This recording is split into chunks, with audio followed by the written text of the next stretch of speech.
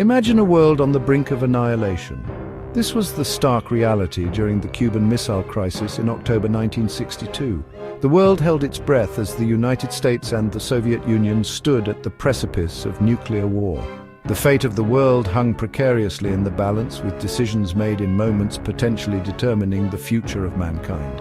This crisis, which unfolded over 13 harrowing days, was rooted in the Cold War rivalry between the United States and the Soviet Union.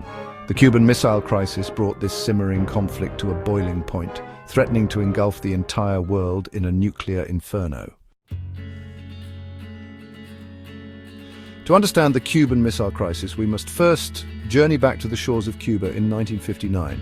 Fidel Castro, a charismatic revolutionary leader, overthrew the US-backed dictator Fulgencio Batista, establishing a communist regime just 90 miles off the coast of Florida.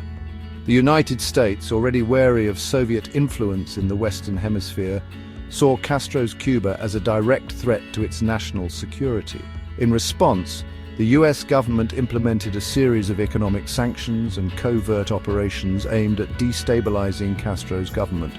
These actions only served to push Cuba further into the arms of the Soviet Union. The Soviet Union, sensing American weakness, made a fateful decision to secretly deploy nuclear missiles on Cuban soil. The Cuban Missile Crisis was a clash of ideologies and personalities, a high-stakes chess match played out on a global stage. At the center of this drama stood three men: John F. Kennedy, the young and untested President of the United States; Nikita Khrushchev, the shrewd leader of the Soviet Union; and Fidel Castro, the fiery revolutionary leader of Cuba. Kennedy, thrust into a crisis of unimaginable proportions, faced the daunting task of protecting American interests while avoiding a catastrophic nuclear war. His leadership during this perilous time would define his presidency and leave an indelible mark on world history.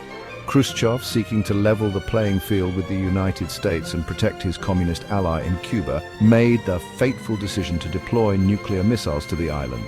He believed that this bold move would deter a US invasion of Cuba and enhance Soviet prestige around the world. However, his gamble backfired, bringing the world to the brink of nuclear war. Castro, fiercely independent and determined to resist US aggression, welcomed the Soviet missiles as a way to safeguard his revolution and deter another US-backed invasion.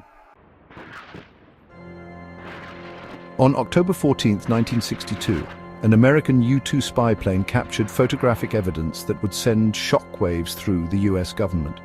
Soviet nuclear missiles were being installed on the island. The presence of these missiles, capable of striking targets across the United States, was deemed an unacceptable threat by the Kennedy administration.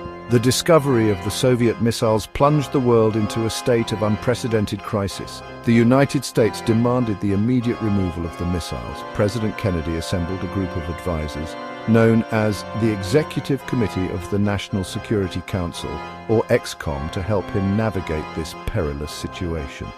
The EXCOM, working around the clock, debated various options, from diplomacy to military strikes, desperately seeking a way out of the crisis without triggering a global catastrophe. As tensions reached a fever pitch, President Kennedy and Premier Khrushchev engaged in a delicate and dangerous dance of diplomacy. Through back channels and secret communications, the two leaders sought a way out of the impasse, desperately trying to avert a catastrophic conflict. On October 27, 1962, a Soviet submarine lurking near the American naval blockade of Cuba found itself in a tense confrontation with US Navy destroyers. The submarine's captain, believing that war had broken out, prepared to launch a nuclear torpedo. However, in a moment of extraordinary courage and restraint, a senior officer on board the submarine countermanded the order, preventing a potentially catastrophic escalation of the crisis. After days of excruciating tension, a breakthrough emerged. Khrushchev agreed to remove the Soviet missiles from Cuba in exchange for a US pledge not to invade the island and a secret agreement to remove US missiles from Turkey. The Cuban Missile Crisis serves as a stark reminder of the fragility of peace and the importance of diplomacy in the nuclear age. The lessons learned from this standoff continue to resonate today, offering valuable insights into the dangers of brinkmanship and the importance of clear communication. The establishment of a direct hotline between Washington and Moscow was a direct result of the Cuban Missile Crisis.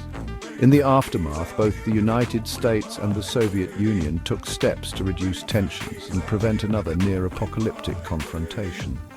The signing of the Limited Test Ban Treaty in 1963 was a testament to the growing awareness of the need to control the nuclear arms race.